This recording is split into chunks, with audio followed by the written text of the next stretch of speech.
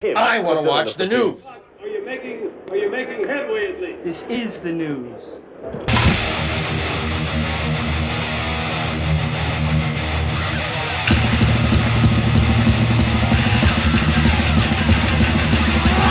Smack 'em a goblin. It's time for the only news that matters, and Roger Waters is re-recording Dark Side of the Moon. Why?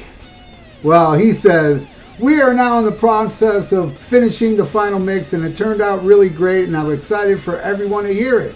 It's not a replacement for the original, which obviously is irreplaceable.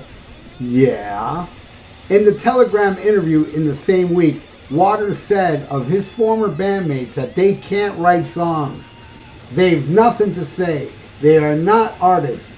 They have no idea, not a single one between them. They never have had, and that drives them crazy. I wonder if it drives Waters crazy that he's never made an album better than when he's done it with Gilmour, Mason, and Wright. And Nick Mason has heard some of Dark Side of the Moon, and he said that it was absolutely brilliant. So there you go. I'd like to hear it, but I wouldn't want to buy it. He should give that out for free. Seriously. I really don't see the point in this. And I don't really see this selling that much either. I mean, you have the 50th anniversary coming out this year. People are going to want the original. I'll check it out on YouTube. So Roger defending this, he brings it up with this poem that he wrote about his father. And the poem goes, we did our best. We kept his trust. Our dad would have been proud of us. Now that is a nice, sweet poem, I gotta admit. It reminds me of the nice, sweet poem I just wrote seconds ago. And it goes like this. Without Gilmour, Mason, and Wright, Dark Side would not be right. A version where no one gives a fuck.